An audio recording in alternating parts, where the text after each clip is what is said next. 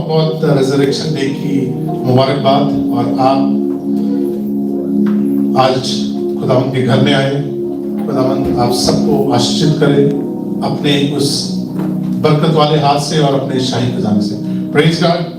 सो आज जो टॉपिक पिछले हमने गुड फ्राइडे को हमने सीखा, उसी को कंटिन्यू करते हुए मैं आपको एक स्टोरी सुनाने वाला हूं आज, जो बड़ी ग्रेटेस्ट स्टोरी है, और वो स्टोरी है लव स्टोरी। जो मेरा आज टॉपिक रहेगा, the greatest love story of all the time. ये लव स्टोरी आपने बहुत सारी और भी सुनी होगी, आपने देखी भी होंगी अपने लाइफ के एक्सपीरियंस में। बहुत सारे मेरे से उम्र में ज्यादा भी हैं, उन्होंने उससे ज्यादा लव स्टोरीज देखी होंगी, लोगों की देखी होगी, इंसानों की देखी होगी। पर this is the greatest love story, जिसको हम हिस्ट्री भी बोलते हैं। क्या बोलते हैं? हिस्ट्री भी बोलते हैं। हिस्ट्री मतलब हिज स्टोरी, मतलब उस खुदा की स्टोरी। हिस्ट्री जो है उस खुदा की स्टोरी, हिज स्टोरी। और वैसे ही लव स्टोरी है वो खुदा की, जिसके कारण आप और मैं आज यहाँ पे हैं। वो लव स्टोरी का टाइटल कैसे स्टार्ट होता है? जॉन 3:16 से। उस लव स्टोरी का टाइटल जो है वो जॉन 3:16 यूहन्ना उसका 3 बार उसकी 16 है, जो सबको आनी चाहिए, आती भी होगी, right? God so loved the world that he gave his only and lovable। बहुत सारी जो ट्रांसलेशंस है यहूदी और अरमिक, उनके अंदर वो ओनली की जगह कहता है अपना प्यारा बेटा। उन्होंने कहा कि अपना प्यारा बेटा, नॉट द ओनली, बहुत प्यार करने वाला खुदावंद का, जो खुदावंद जिससे प्यार करता है, बहुत प्यार करता है, उस बेटे को दिया। वो स्टोरी आज आपके साथ शेयर करने वाला हूं। तो इसमें 2 क्वेश्चन रहेंगे इस स्टोरी के अंदर। लव स्टोरी तो मैंने बता दिया आपको। इसमें 2 क्वेश्चन रहेंगे। पहला रहेगा, what's make resurrection so important? जी उठना इतना महत्वपूर्ण, इतना जरूरी क्या है इसमें? और दूसरा रहेगा, जी उठने के बाद, यीशु के जी उठने के बाद क्या है? सो 2 सवालों के आज जवाब सीखेंगे इस हम लव स्टोरी के अंदर। और सबसे पहले लव स्टोरी के अंदर क्या होती है? ट्रेजेडीज होती है ना, बड़ी, उसके अंदर दुख भी होता है, उसके अंदर प्रॉब्लम्स भी होती है, उसके अंदर रुकावट भी होती है। कोई भी लव स्टोरी को आप देखते हैं, पर ये तो सबसे ग्रेटेस्ट लव स्टोरी है आज तक की दुनिया के अंदर। इससे जबरदस्त स्टोरी, कभी लव स्टोरी आज तक नहीं लिखी गई, ना हिस्ट्री के अंदर है। पर अगर आप इस स्टोरी का पार्ट बने हैं तो आपको कुछ चीजों का ध्यान रखना पड़ेगा इस स्टोरी के अंदर आगे बढ़ने के अंदर, और आगे इसके फाइनल डेस्टिनेशन में पहुंचने में। तो सब जानते हैं कि जब यीशु जी उठा, द डे ऑफ रेजरेक्शन, तो क्या हो रहा था? यीशु को बहुत प्यार करने वाले, उसके चाहने वाले चेले जो उसके साथ होते थे, उनमें से 2 औरतें कहाँ गई? यीशु की, जीसस की ग्रेव के ऊपर, उसकी कब्र के ऊपर जा रही थी। अब क्या होता है, आज की अगर मसीह और उस समय के मसीह देखे जाए तो बिल्कुल सिमिलर है। बहुत सारे लोग बोलते हैं उस समय टाइम डिफरेंट था। मैं बोलूंगा नहीं, उस समय भी टाइम सेम था, आज भी टाइम सेम है। अगर 2 औरतें आ रही हैं हमारे चर्च की, 2 औरतें कहीं जा रही हैं, तो मैं उनको टोक दूं कि नहीं आपने इधर को नहीं जाना, तो क्या होगा? क्या बोलेंगे वो बोलेंगे सबसे पहले कि हमें तो टोक दिया। हम तो क्या हो गए? गुस्सा हो गए, हमें टोक दिया, हमें इस काम करने से मना कर दिया। अब 2 औरतें जा रही हैं, मरियम और मार्था, या मरियम उसकी सहेली, या कुछ भी नाम रख लें, बाइबल के अकॉर्डिंग आपने पढ़ी है स्टोरी, में स्टोरी पे नहीं जाऊंगा। तो ये 2 जा रही हैं, तो सबसे पहले फरिश्ता उनको क्या बोल रहा है? कहां जा रहे हो? Where are you going? क्यों जा रहे हो? कहां जा रहे हो? अब ये नहीं कि फरिश्ते को पता नहीं है, फरिश्ते को तो पता था, है ना? पर मैथ्यू में क्या कहता है? हम पढ़ेंगे मैथ्यू चैप्टर 28 वर्स 6। उसमें कहता है he is not here। जहां तुम जाने की कोशिश कर रहे हो, आज भी हमारे आगे सवाल ये उठता है कि जहां हम अपनी जिंदगी को पहुंचाने की कोशिश कर रहे हैं, क्या वहां पे यीशु होगा कि नहीं होगा? आज रेजरेक्शन डे पे मैं आपको रेजरेक्शन डे की स्टोरी नहीं सुनाने वाला हूं, मैं आपको लव स्टोरी सुनाने वाला हूं, और इसका इंपॉर्टेंस क्या है और इसके बाद की इंपॉर्टेंस क्या है वो आज हम सीखने वाले हैं। क्योंकि खुदा की रूह ने आज मुझसे कहा कि आज हमें ये सीखना जरूरी है।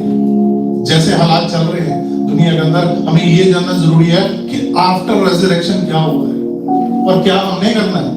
तो जब ये जा रहे हैं तो क्या बोल रहा है, पढ़े जरा। वह यहाँ नहीं है परंतु अपने वचन के अनुसार जी उठा है। अब वो कह रहा है कि वह यहाँ नहीं है परंतु अपने वचन के अनुसार जी उठा है। क्या उठा है? जी उठा है। अब मैं बोलूंगा तो बहुत सारों को लगेगा कि ये कैसी बात है। यीशु कहता है, यीशु ने खुदा के अलावा शैतान को गॉड कहा है बाइबल के अंदर, आपको पता है? यीशु ने शैतान को गॉड कहा है। क्यों कहा? उसने कहा कि ये दुनिया का गॉड है। कहा Satan is the god of this world।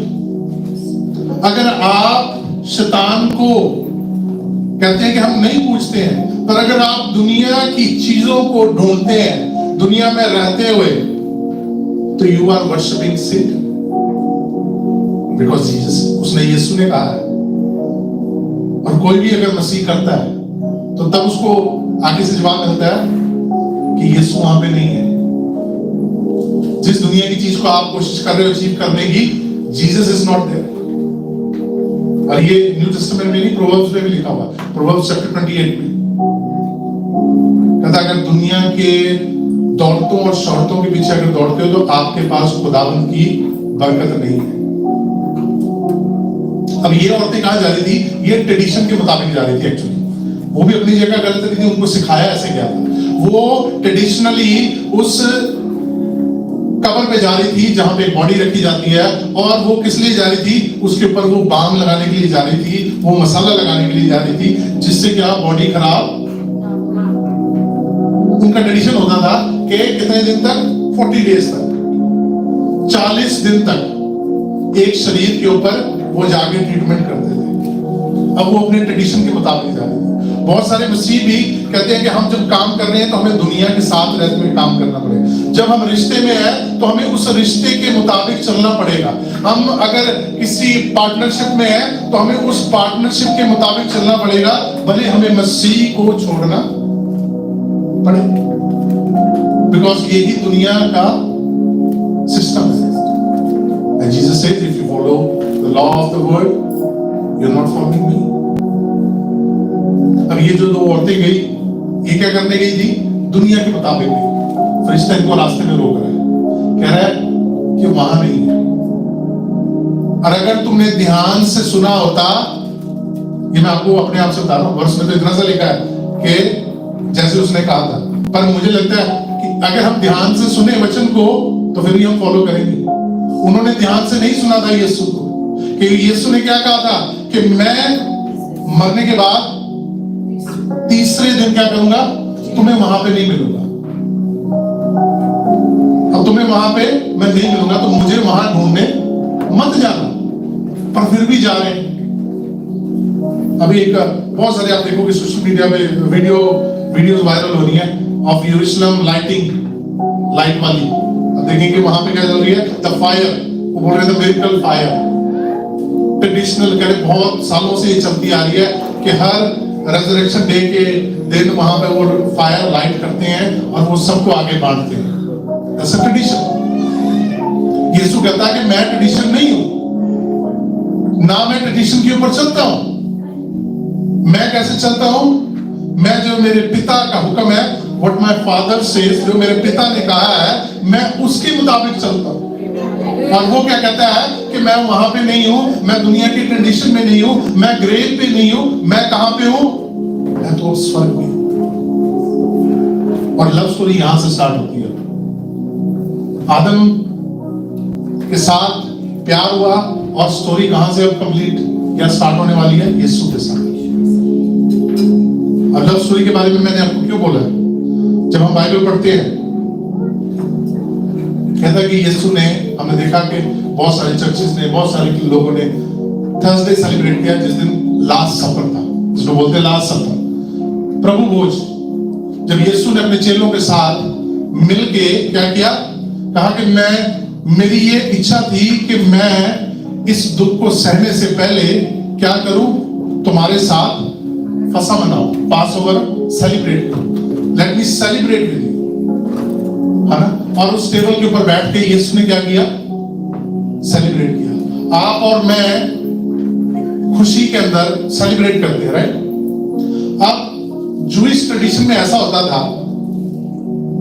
कि जब एक दूल्हा एक दुल्हन को पसंद करने जाता था तो पूरी की पूरी फैमिली गैदर होती थी और वो एक टेबल पे बैठ के खाना खाते थे, और उस खाने के दौरान लड़का जो है वो लड़की की तरफ अपना जो पीते थे दाखरस पीते थे, उसका ग्लास उस लड़की की तरफ भेजता था। अगर वो लड़की उस दाखरस को पी लेती थी तो वो रिश्ते को पक्का मानते थे कि ये औरत अब इस आदमी की है, ये आदमी इसका अब पति है। इसलिए यीशु कहता है कि यू आर माय ब्राइड,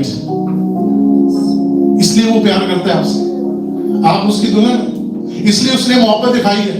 तो उसने क्या किया, उस कप को आगे फॉरवर्ड किया और आपने और मैंने पिया है। हमने एग्री किया है कि हम क्या है, यीशु की, और दुल्हन क्या कर रही है, दुल्हन सुस्ती से भरी हुई है, दुल्हन के अंदर घमंड आ गया, दुल्हन के अंदर विचार आ गया। विचार फिजिकल नहीं होता है, विचार स्पिरिचुअल भी होता है। When you deny, you cheat, you worship somebody else. आपकी जिंदगी के अंदर किसी और की इंपॉर्टेंस ज्यादा बढ़ जाती है, बच्चों की, बीवी की, माँ बाप की, बहन भाइयों की। अगर आप परमेश्वर से बढ़कर इन चीजों को रखते हैं तो वो व्यभिचार है। That's what Bible says, that's what God says. ये परमेश्वर कहता है, ये खुदावंद कहता है। तो उसने जब वो कप को पास किया, आपने और मैंने एग्री किया कि हम उसकी क्या है, दुल्हन, और वो दुल्हन को लेने के लिए आने वाला है, राइट। ये लव स्टोरी की बिगनिंग है। अब वो वापस आने वाला है। अब उस ट्रेडिशन में क्या होता था, जब वचन कहता है, यीशु कहता है कि मैं जाता हूं और तुम्हारे लिए क्या करूंगा, I'll get ready, हाउस, मकान, कमरे मैं तुम्हारे लिए तैयार करने के लिए जा रहा हूं। ऐसे ही उस समय जो आदमी होते थे, वो उनका जब रिश्ता पक्का हो जाता था तो वो जाते थे वापस और अपने लिए, अपनी औरत के लिए, अपने लिए एक घर तैयार करते थे। Hallelujah, hallelujah. यीशु कह रहा है कि मैं भी जाता हूं, मैं तुम्हारे लिए तैयार करता हूं। इसलिए वो तैयार करने के लिए गया है और पीछे औरत उसका इंतजार करती थी, इंतजार करती थी कि मेरे दूल्हे ने मुझे लेने आना है। सो हमारा पहला पॉइंट जो what's resurrection, why the resurrection is important.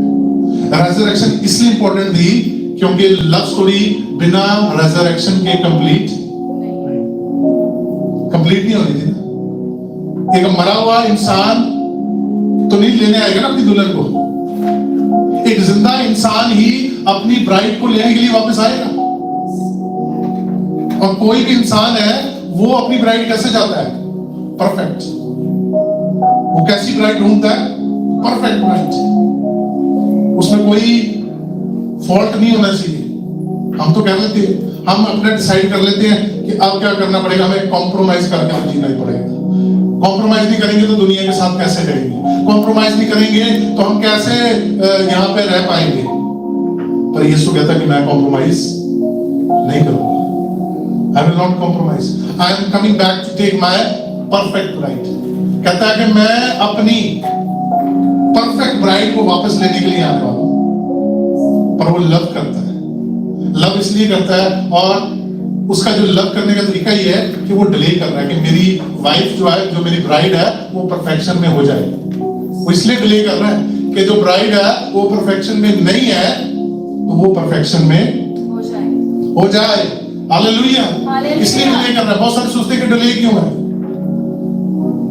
और इससे उसने सिग्नल किया, 2 बार सिग्नल किया। एक तो ये सफर के ऊपर उसने बताया कि मैं वापस आऊंगा, दूसरा उसने जब वो फिर भी कहने पे पहुंच गए उस ग्रेव में उसके कहने पे नहीं रुके, किसके? फरिश्ते के कहने पे, एंजल के कहने पे। तो उन्होंने जाके देखा कि जिस कपड़े में उसको लपेटा गया था वो कपड़ा कैसे पड़ा हुआ है? फोल्ड करके रखा हुआ है। वैसे बिखरा नहीं हुआ था, वो फोल्ड करके रखा हुआ था।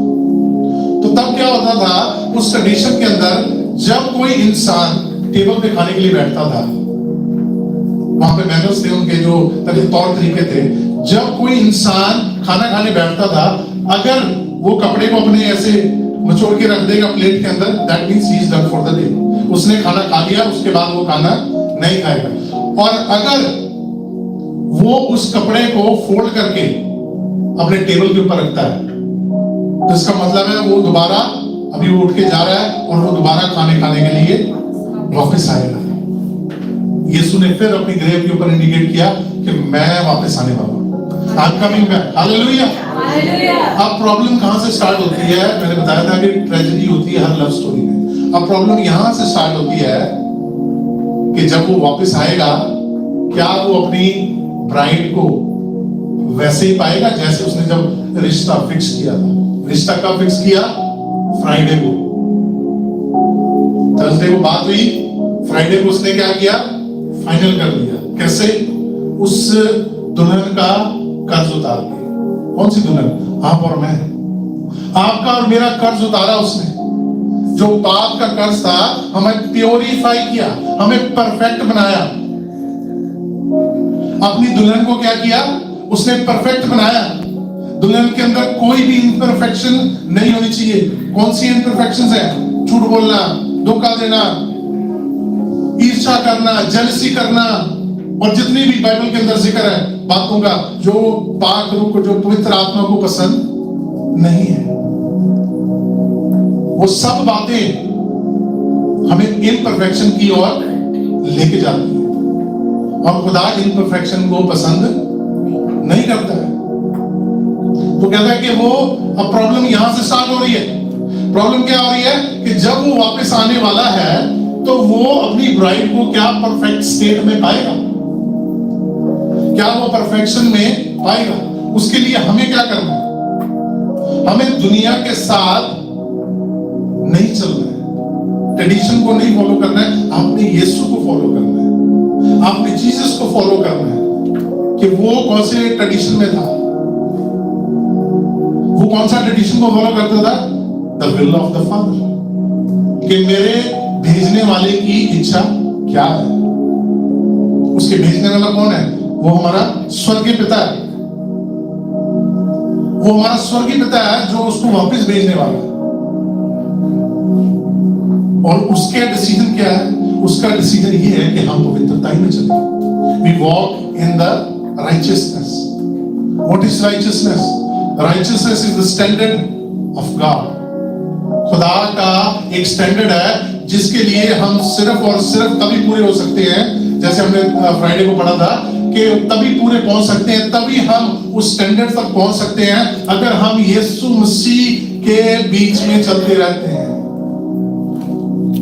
कोई भी इंसान खुद से उस स्टैंडर्ड तक, उस मुकाम तक नहीं पहुंच सकता अगर वो यीशु के साथ नहीं चलता, यीशु के बीच में नहीं चलता है। It is very hard. अब ये बच्चे जो प्ले कर रहे थे, शैतान बिल्कुल ऐसे ही करता है। वो हमारे को इतने प्यार से गुमराह करता है, इतने तरीके से गुमराह करता है कि जब इंसान कोई पाप में होता है उसको लगता ही नहीं है कि मैं गुनाह कर रहा हूं। वो उसको समझ नहीं पाता कि मैं गुनाह कर रहा हूं। हम पढ़ते हैं प्रोवर्ब्स 28:6, उसमें जो ये बात कह रहा है, सुलेमान अगर लिख रहा है तो मुझे बड़ी अच्छी लगी। पढ़े जरा एक बार। टेढ़ी चाल चलने वाले धनी मनुष्य से खराई से चलने वाला निर्धन पुरुष ही उत्तम है। अब वो कह रहा है कि टेढ़ी चाल, अब टेढ़ी चाल कोई भी हो सकती है, एनीथिंग। बहुत सारे, यीशु कहता है कि अगर तेरा एक हाथ गुनाह कर रहा है तो तेरे दोनों हाथों से नरक में जाने से अच्छा है कि एक हाथ को अब वहां पे काटने का मतलब ये है कि उस आदत को जो गुनाह कर रही है, उस बिहेवियर को जो गुनाह कर रहा है, जो वो एटीट्यूड है जो गुनाह कर रहा है, जो वो नजर है, जो वो सोच है, जो वो थिंकिंग है जो गुनाह कर रही है, उसको अपने आप से काट के अलग कर दे। और ये सुलेमान भी वही लिख रहा है। किंग सुलेमान इन प्रोवर्ब्स में क्या लिख रहा है? कह रहा है कि अच्छी चाल चलन बड़ी जरूरी है। एक मसीह बंदे के अंदर अच्छी चाल चलन बहुत इंपॉर्टेंट है। अगर हम वो नहीं करते हैं तो हम, सबसे बड़ी प्रॉब्लम क्या हो रही है इस लव स्टोरी के अंदर, हम रेजरेक्शन को डिनाई कर रहे हैं। हम रेजरेक्शन को मान ही नहीं रहे हैं, क्योंकि हम तभी नहीं मानते किसी की बात अगर वो आदमी है ही नहीं, वो इंसान है नहीं, वो जिंदा नहीं है। जो मर गया उसकी बात तो कोई नहीं मानता ना। अगर कोई इंसान सामने खड़ा है तो आप फिर भी उसका क्या बोलते हैं, उसकी रिस्पेक्ट के लिए आप उसने जो बात की वो मान लेंगे। पर अगर इंसान कोई मर गया है तो आप क्या सोचते हैं हम कि अगर वो मर ही गया तो उसकी बात माननी है नहीं माननी अपनी मर्जी है। बहुत सारी दुनिया इस टाइम पे रेजरेक्शन को नहीं मानती है, बहुत सारे डिनाई करते हैं, बहुत सारी मजहब के लोग करते हैं, नो प्रॉब्लम, नो इशू। एक वर्ल्ड ग्रेटेस्ट या लगा लो वर्ल्ड बेस्ट लॉयर, अब पता नहीं मेरे ख्याल से है, मैंने उसके बारे में डिटेल में नहीं निकाला, उसका नाम था sir Lionel Luckhoo. Sir Lionel Luckhoo, the greatest lawyer of all time, Guinness world record book में उसका नाम है। उसने 247 केसेस इन रो जीते, मतलब कभी 247 केस लगातार जीते हैं, आज तक वो हारा नहीं।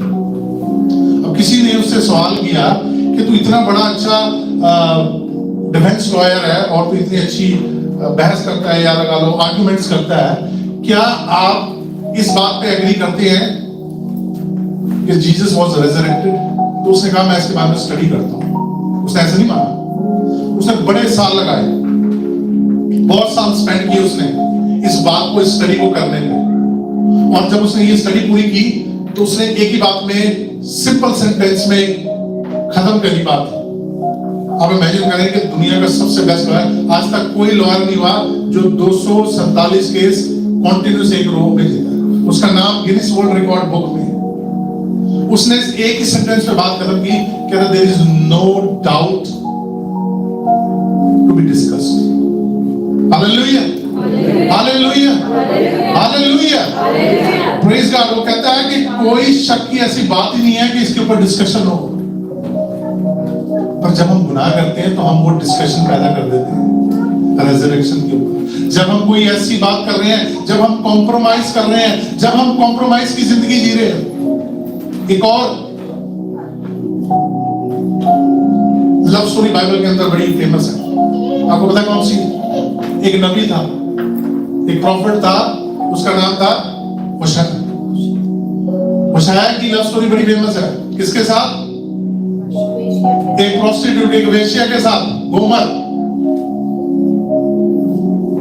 बड़ी फेमस लव स्टोरी है। और वो लव स्टोरी इसलिए खुदा ने क्रिएट करके दी, कहा कि तुम लोग मेरे साथ भी ऐसा ही करते हो। When you sin, you are rejecting resurrection.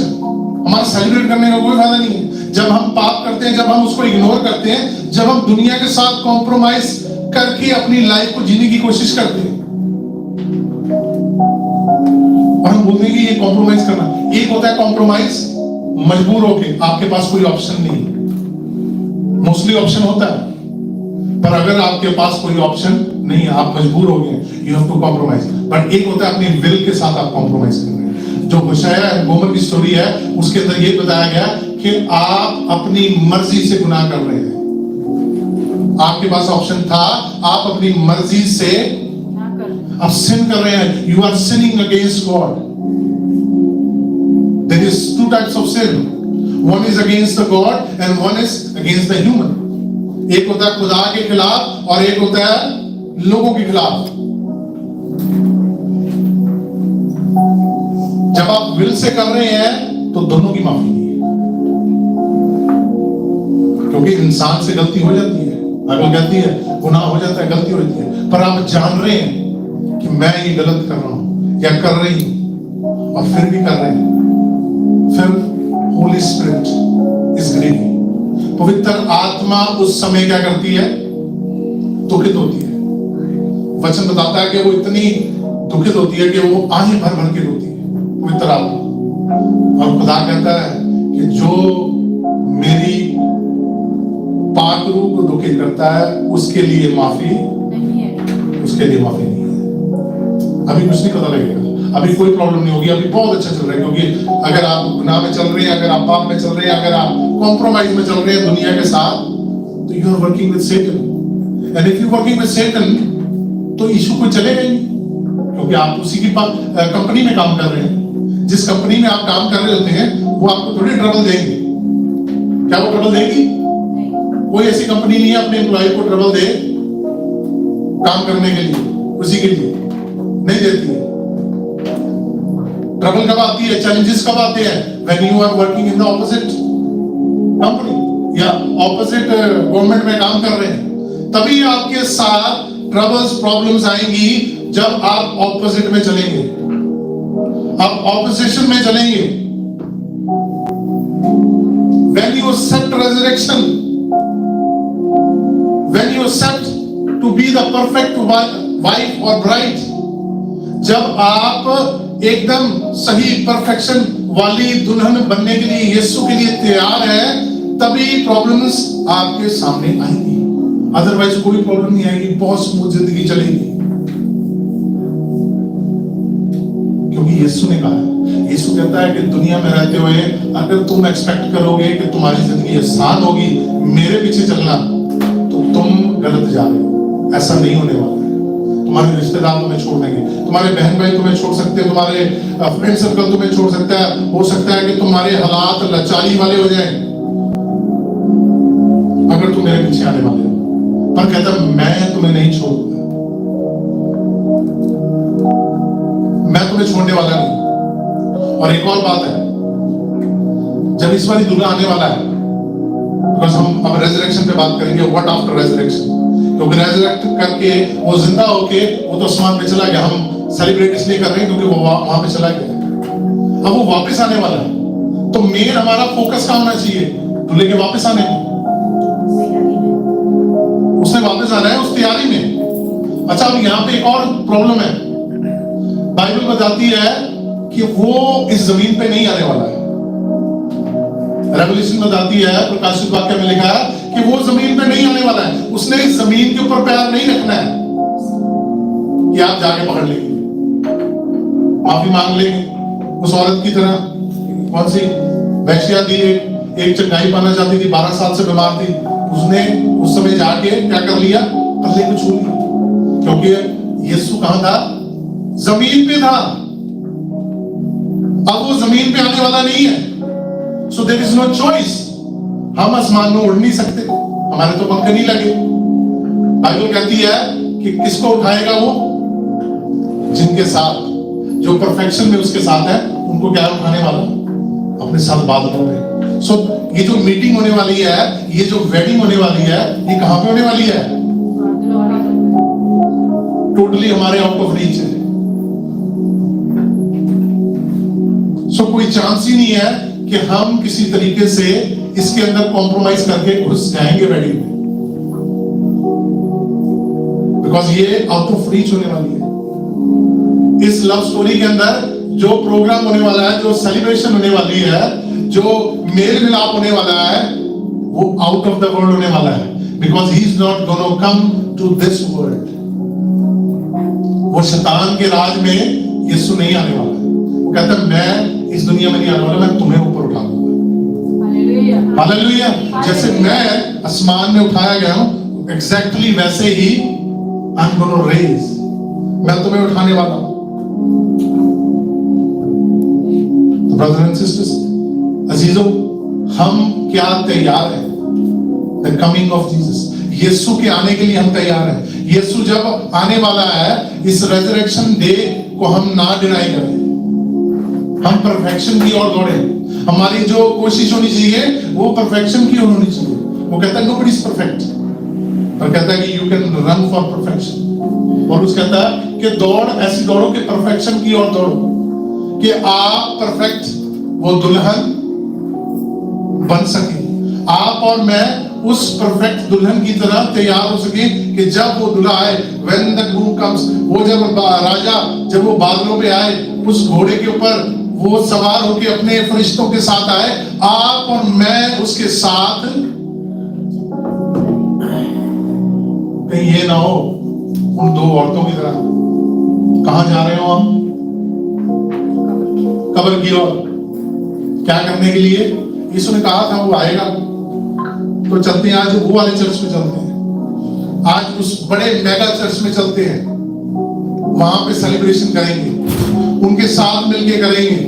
वहां पे क्वायर बहुत अच्छा म्यूजिक बजा रही होगी, वहां पे हो सकता है बहुत सारी भीड़ हो, वहां पे बहुत अच्छा सेलिब्रेशन हो। He is not coming to the church। आपको पता है यीशु चर्च में नहीं आने वाला, यीशु बादलों पे आने वाला है, coming in the clouds। तो आप मेगा चर्च में हैं या आप स्मॉल चर्च में हैं, उससे कोई फर्क नहीं पड़ेगा। फर्क किससे पड़ेगा कि आर यू रेडी? आप तैयार थे अपने दूल्हे के लिए? इससे फर्क पड़ेगा, क्योंकि रेजरेक्शन के बाद वो वापस आने वाला है लेने के लिए। जब आदमी सारे अरेंजमेंट कर लेता था उस टाइम पे, तो वो अपनी दुल्हन को वापस लेने आ सकता था। तब वो उसका जो लड़की का बाप होता था, वो उस लड़के के लिए अरेंजमेंट करता था कि वो अपनी दुल्हन को वापस लेने के लिए आ जाए और वो अपनी दुल्हन को अपने साथ अपने घर में रख सके। That is how Jesus is coming back। इसी तरीके से यीशु भी आने वाला है, वो तैयारी करने के हैं, और वो डिले सिर्फ हमारे लिए कर रहा है कि मेरी दुल्हन रेडी हो जाए। क्योंकि दुल्हन क्या हो जाती है? सुस्ती में आ जाती है, अभी तो आया नहीं, क्योंकि वो उसमें टाइम नहीं देते हैं। और यीशु ने भी टाइम नहीं दिया। यीशु ने क्या कहा? सिर्फ कौन जानता है? पिता जानता है, फादर नोस। क्योंकि परमिशन किसने देनी है? फादर ने देनी है। परमिशन जब फादर देगा कि they are ready now, let's go. जब पिता कहेगा कि अब ये तैयार है, अब चलते हैं, और उस दुल्हन को जब वो लेके चला जाएगा, उसके बाद बाइबल बताती है कि there will be a great tribulation. उसके बाद क्या होगा? बहुत क्या होने वाला है? दुनिया के अंदर मुश्किलात आने वाली हैं, परेशानियां बढ़ने वाली हैं, लड़ाइयां लगने वाली हैं। और जब वो वापस जब आने वाला है यीशु, तब सिर्फ लड़ाई लगने आएगा, और उसके अंदर जो लोग यहाँ रह जाएंगे फिर बहुत डेंजरस है। आप इमेजिन नहीं कर सकते। आप बाइबल पढ़ सकते हैं, पर इमेजिनेशन वहां नहीं पहुंच सकती कि क्या होने वाला है। वचन तो बताता है कि क्या क्या होने वाला है, पर इमेजिनेशन से जो अलग है चीज, वो हम नहीं महसूस कर सकते। जैसे हम उस क्रूस की मौत को महसूस नहीं कर सकते, वैसे ही जो अंत का दिन है, जो आने वाला है, उसको भी हम नहीं महसूस कर सकते। इमेजिन जरूर कर सकते हैं, हम बोल सकते हैं कि हमने इमेजिन किया। तो अगर एक लॉयर, इंटेलेक्चुअल लॉयर जो बहुत ही अच्छा और बहुत ही बेहतरीन, जिसका गिनीज वर्ल्ड रिकॉर्ड बुक में नाम है, अगर वो इस चीज को डिनाई नहीं कर रहा, तो हमें भी डिनाई करना चाहिए। हमें भी कोशिश करनी चाहिए कि हम कॉम्प्रोमाइज की जिंदगी छोड़ के, वो कहता है आपको प्रॉब्लम कोई नहीं होगी। हाँ, हो सकता है कि आपकी जो बड़ी ख्वाहिशें हैं वो पूरी ना होने पाए, पर मैं तुम्हारी जरूरतें सब पूरी करूंगा। यीशु कहता है कि मैं तुम्हारी हर एक जरूरत को पूरी करूंगा, ऑल योर नीड्स। और नीड्स किसने बोला है? कि जरा जरा जरा। आपने देखा है जरा? पता है किसको बोलते हैं? जो रेत का जो होता है, छोटा सा एक कण होता है ना रेत का, सैंड जो बीच के ऊपर होती है।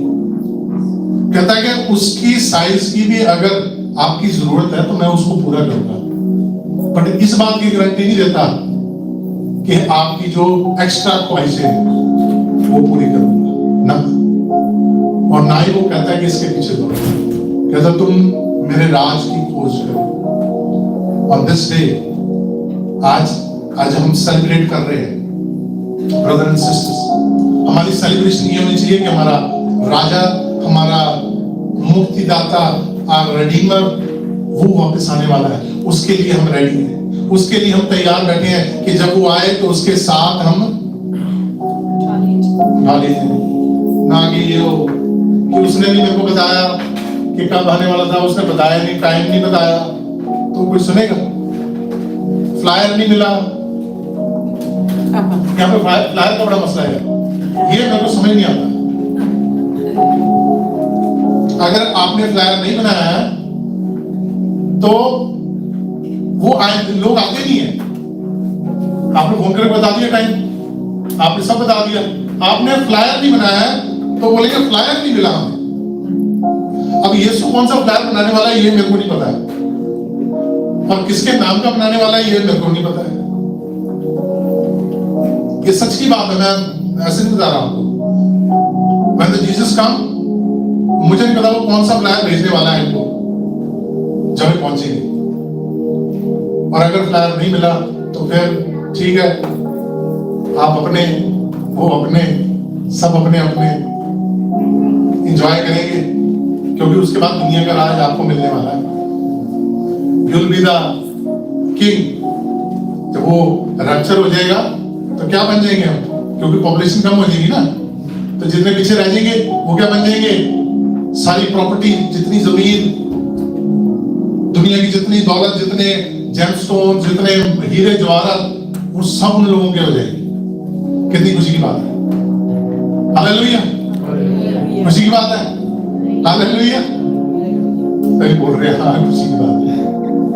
अगर आप उस दौलत को एंजॉय करना चाहते हैं तो आपकी मर्जी है, मैं नहीं करना चाहता, मैं उसके लिए तैयार नहीं। मैं जो सुलेमान कहता है कि लाचारी या हो सकता है गरीबी या सिर्फ आपकी जरूरतें पूरी होते हुए कहता है स्वर्ग में चल जाऊं, वो मेरे को खुश हूं मैं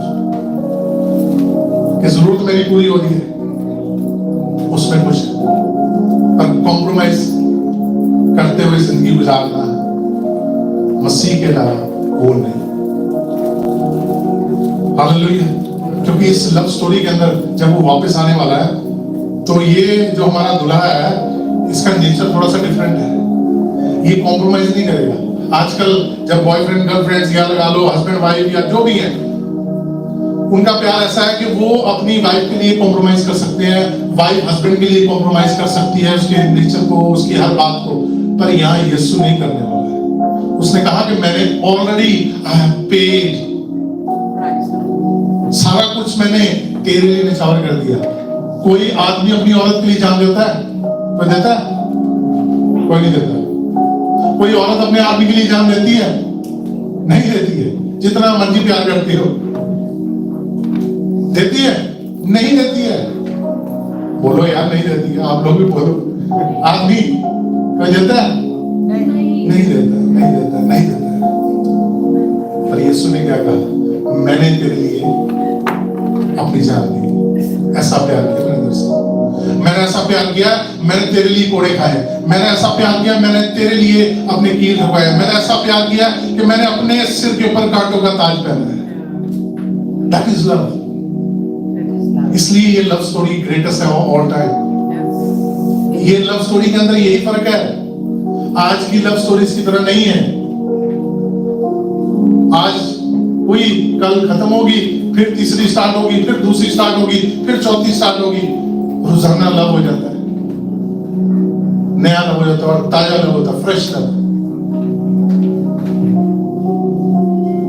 यीशु ने कहा कि नहीं, जब मैं आने वाला हूं, मैं अपनी परफेक्शन वाली ब्राइड को, और हम वो परफेक्शन वाली ब्राइड है। हमने कोशिश करनी है कि ये जो समय है, दिस वक्त, ये जो टाइम चल रहा है, इस टाइम में हमने अपनी परफेक्शन पे काम करना है। आपको और मेरे को परफेक्शन के लिए ये दी गई है। आप इससे पढ़ सकते हैं, सबके पास है। अगर नहीं है तो आप बाय कर लेना, या मिल जाएगी, आपको फ्री में मिल जाएगी। इससे पढ़ के आप परफेक्शन हासिल कर सकते हैं। कोई बड़ा काम नहीं है। बड़ा काम ये है कि कॉम्प्रोमाइज छोड़ना पड़ेगा दुनिया के साथ। सर्वाइवल, जो कॉम्प्रोमाइज ऑफ सर्वाइवल है।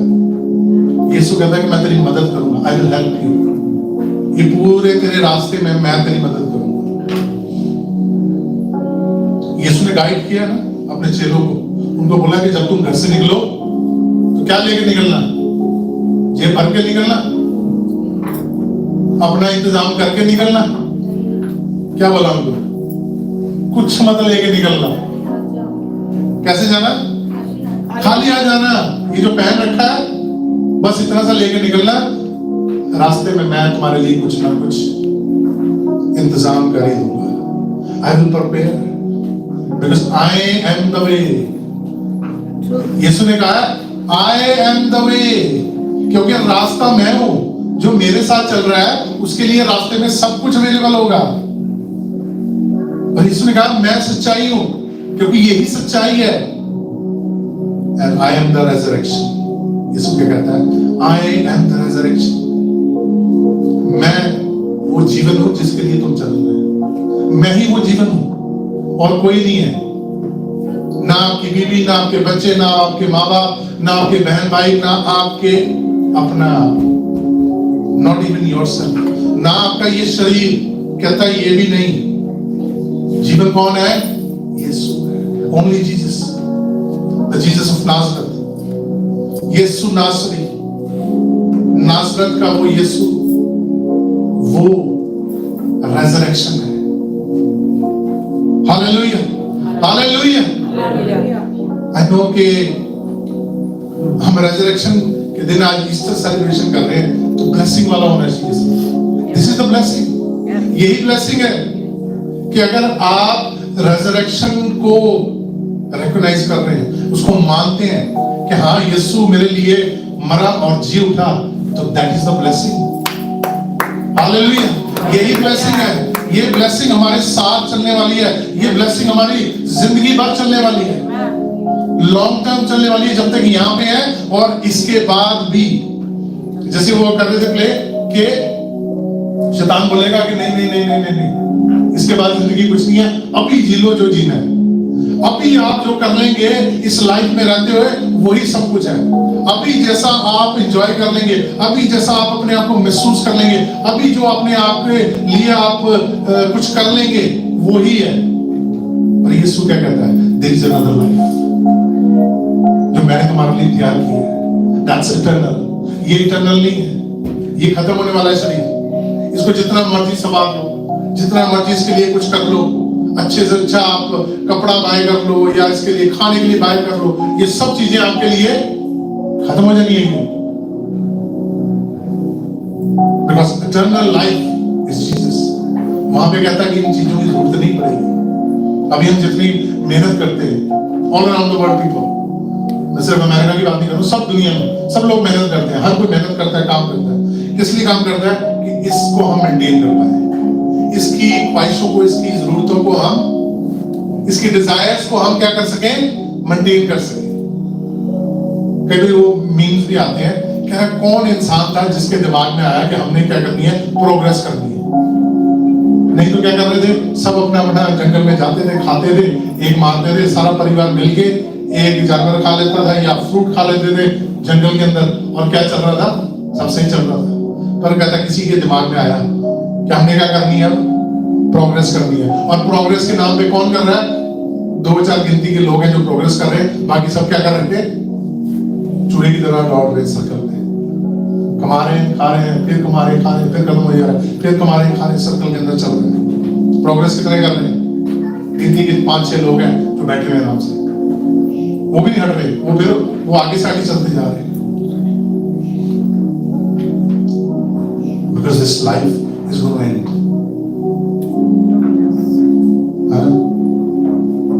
सब अलेक्जेंडर का पद सुना है ना, सिकंदर जिसको बोलते हैं, Alexander the great, Sikandar the great, उसको सुना है ना आपने।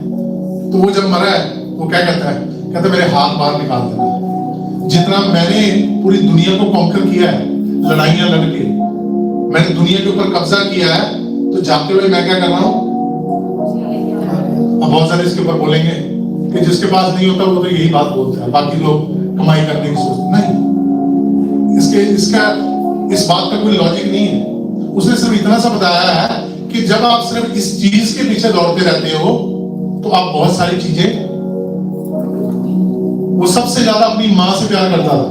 आपको पता है, सबसे ज्यादा अपनी माँ से प्यार करता था। और जब उसकी मौत हुई है तो क्या उसकी माँ उसके पास थी? इस चीज के लिए उसने बोला था। उसने पैसे की बात नहीं की है। जिस चीज से सबसे ज्यादा मोहब्बत थी वो चीज ही उसके पास जब वो दुनिया से जा रहा था वो थी नहीं उसके पास। प्रॉपर्टी की बात नहीं कर रहा था कि मैंने देखो जी प्रॉपर्टी साथ नहीं लेके जा रहा। वो प्यार जो उसको आखिरी मोमेंट में चाहिए था, वो बीमारी से मरा था, वो लड़ाई से नहीं मरा था। लड़ाई में नहीं मरा, वो बीमारी में मरा है। और वो बोल रहा है कि जिस चीज को मैं सबसे ज्यादा मिस कर रहा हूं वो प्यार, वही मेरे पास नहीं, वो खाली है मेरे हाथ। मेरा हाथ पकड़ने वाला कोई नहीं है इस बीमारी के दौरान। मेरे को कोई तसल्ली देने वाला नहीं है, क्योंकि उस टाइम पे वो वीडियो कॉल थी नहीं, फोन था नहीं। क्या चलता था? लेटर लिखते थे और वो भी लेके एक इंसान जाता था। और जब वो मरा है, कहां मरा है? अपनी मां से बड़ी मीलों दूर, थाउजेंड्स ऑफ माइल्स। पैसे का क्या किया उसने? कहते ये पैसा मेरे काम ही नहीं है। अगर उस टाइम पे अगर उसकी प्रॉपर्टी देखें तो बिलियंस ऑफ डॉलर्स की होगी। वो उस प्रॉपर्टी के साथ या उस पैसे के साथ वो प्लेन नहीं बना पाया कि अपनी मां को राइट अवे उसके पास वो बुला सकता था। इसलिए वो कहता है कि मेरे हाथ देख लो, खाली पड़े हैं। जो प्यार मेरे पास होना चाहिए था, जो मेरे पास लोग होने चाहिए थे, जो लोग मेरे साथ होने चाहिए थे, वो मेरे साथ नहीं है। इसलिए यीशु कहता है कि आई एम द लाइफ। जो तुम्हारे साथ होंगे, जिनके साथ तुम प्यार करते हो, वो तुम्हारे साथ कहां पे होंगे? स्वर्ग में होंगे। अगर तुम उन सबको आज का ये रिजरेक्शन बता दो, ये gospel is nothing without resurrection. अगर यीशु जिंदा ना होता तो ये जो गॉस्पेल है ये किसी काम की नहीं है। इसके अंदर जितनी स्टोरीज है, मिरेकल की स्टोरीज है, हीलिंग की स्टोरीज है, लोग मुर्दा जी उठने की स्टोरीज है, ये किसी काम की नहीं है। बिना रिजरेक्शन के, बिना उसके जी उठने के ये यूजलेस स्टोरीज है। ये गॉस्पेल किसी काम की नहीं, बेकार है। ये गॉस्पेल इसीलिए ही गुड न्यूज है बिकॉज यीशु जी उठे। हालेलुया। अगर वो जी ना उठता तो ये गॉस्पेल आम किताबों की तरह होती, एक स्टोरी होती। ये बाइबल एक स्टोरी होती, ये हिस्ट्री नहीं होती। ये बाइबल हिस्ट्री नहीं होती। इस बाइबल को कितने सालों में लिखा गया? 1500 सालों में, 1500 इयर्स में इसको लिखा गया। और 1500 इयर्स थोड़े मोटे नहीं है। हम 100 साल यहाँ पे नहीं अपने काउंट कर पा रहे, 70 साल 80 साल नहीं काउंट कर पा रहे। But God is working in 1500 years. 1500 सालों में वो इनको अपने बातों से ये बता रहा है। 1500 साल ये बाइबल के बारे में बता रहा है। और बाइबल के अंदर 63,000 लिंक्स हैं, मतलब क्रॉस कनेक्शन। ये न्यू टेस्टामेंट से लेके ओल्ड टेस्टामेंट तक हर एक वर्ष का जितना लिंक है 63,000 1500 सालों में। That means this resurrection is so important that you cannot ignore. History cannot ignore. History इसको इग्नोर नहीं कर पाई, इसलिए हिस्ट्री के अंदर ये दे दिया गया, इसको हिस्ट्री के अंदर तैयार किया गया। आज आपको और मेरे को इस हिस्ट्री को डिनाई नहीं करना है, इस हिस्ट्री को औरों तक भी बांटना है। गॉस्पेल का मतलब यही था कि spread to the world. If I am resurrected, spread to the world. लोगों को बताओ कि यीशु जिंदा हुआ है और मरा किस लिए था? आपके लिए और मेरे लिए। Praise God। सभी खड़े हो जाएंगे, अपनी आंखों को बंद करेंगे और हम तैयार होंगे,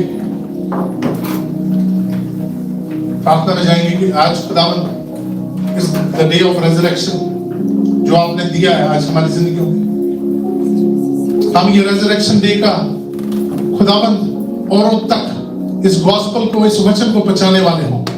hallelujah, hallelujah. Praise God, praise God, praise, praise, praise, praise, praise. धन्यवाद, धन्यवाद, धन्यवाद। Thank you Jesus.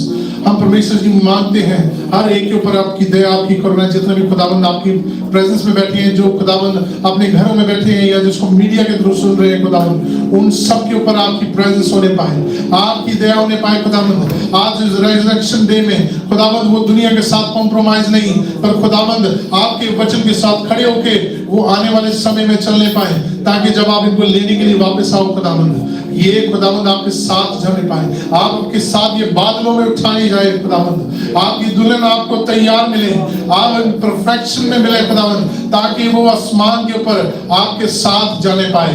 Hallelujah, hallelujah, hallelujah, hallelujah. Praise God, praise God, praise God, praise God. धन्यवाद, धन्यवाद, धन्यवाद, धन्यवाद।